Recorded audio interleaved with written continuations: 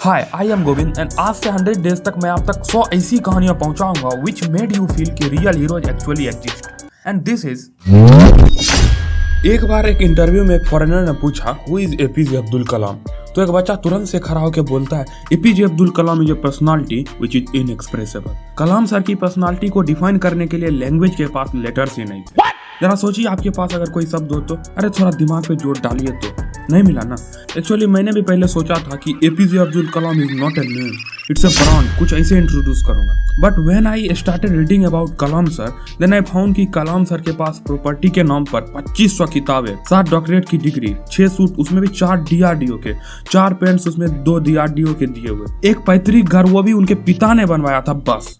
तो एक 10 साल का बच्चा जो कि फाइटर पायलट बनना चाहता था, हाउ ही बिकेम इनएक्सप्रेसिबल। तो in the next few minute हम कलाम सर के small dream is a crime वाले एटीट्यूड को एक्सपोज करेंगे। अगर मेरी तरह आप भी सुपरस्टार के फैन हो तो इस वीडियो को अपने दोस्तों के साथ शेयर करें। अगर आपको मेरा काम पसंद आता है तो मुझे सपोर्ट करने के लिए मेरे यूट्यूब चैनल को सब्सक्राइब करें। डेट था 15 अक्टूबर 1931 जब एक तमिल मुस्लिम फैमिली में जन्म हुआ एक ऐसे बच्चे का जो 83 साल की उम्र में यूथ आइकन था। 83 साल और youth icon, yes these are Kalam sir things जो कि बस वही कर सकते थे।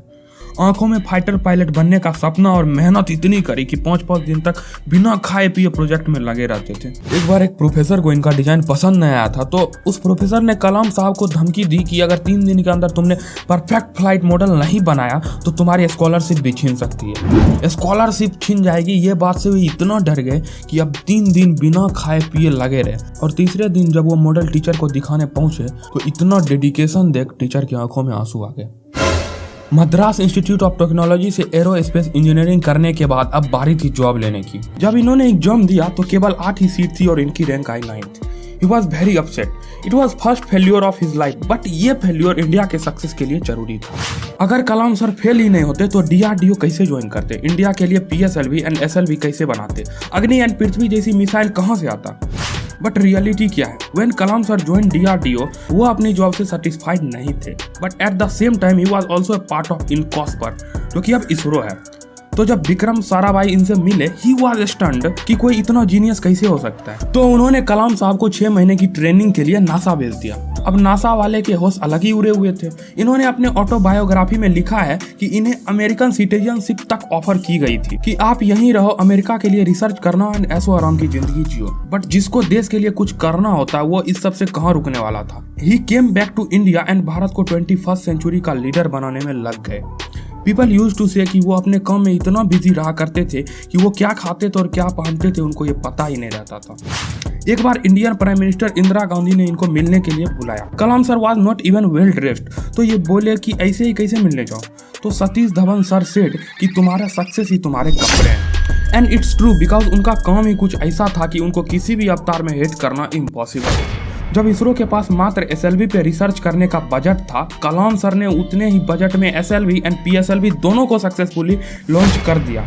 आज कलाम सर ही हैं जिनके बदौलत हम 4 रुपए से भी कम में चांद पर पहुंच गए। वो कलाम सर ही थे जिनके दम पर इंडिया आज अपने साथ 104 अलग अलग देशों का सैटेलाइट लॉन्च कर रहा है। Kalam sir a real hero, but इस रियल हीरो को भी हिट मिली थी। इन्होंने भी फेल्योर का सामना किया था। जब बार बार अग्नि का टेस्ट फेल हो जा रहा था इनके भी पोस्टर्स बने थे, बट बाय हिज डेडिकेशन इन्होंने सबका मुंह बंद कर दिया क्योंकि अगले ही महीने अग्नि सक्सेसफुली लॉन्च हो गया।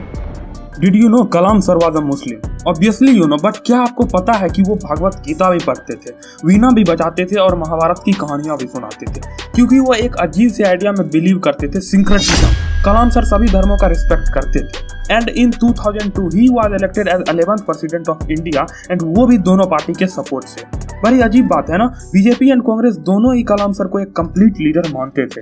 उन्होंने एज अ प्रेसिडेंट कभी भी सैलरी नहीं ली, वो सारे पैसे उन्होंने इंडिया के विलेजेस को डोनेट कर दिए। APJ Abdul Kalam, a youth icon, a legend, a hero, passed away in 27 July 2015 doing what he loved the most, interacting with students. Shillong के IIM में कार्डियक अरेस्ट के कारण ही passed away।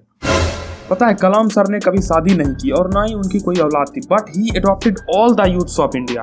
ही टीचेज अस कि small dream is a crime. इन्होंने India को 21st century का leader बनाने का सपना देखा था एंड कलाम सर जैसे लोग ही थे जिनके कारण आज इंडिया स्पेस में वर्ल्ड को लीड कर रहा है। इस रियल हीरो के लेगेसी, इनके मेमोरीज के रूप में इन्हें जिंदा रखने से मुझे फर्क पड़ता है।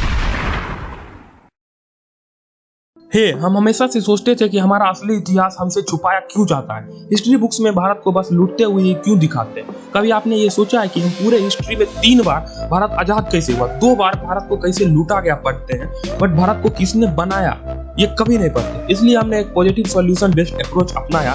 हम अपने वीडियो से भारत के रियल हीरोज की कहानी आप तक पहुंचाते हैं। भारत के इंपॉर्टेंट टॉपिक्स पर कन्वर्सेशन स्टार्ट करना ही हमारा मिशन है। अगर आपको हमारे वीडियो से वैल्यू मिलती है तो इसे अपने दोस्तों के साथ शेयर करें। मजबूत था वो, इस धरती माँ का सपूत था वो, देश को जोड़ा शिल्पकार था वो, फिर आज उसका झुका रहे हैं हम, उसे अंबर से ऊंचा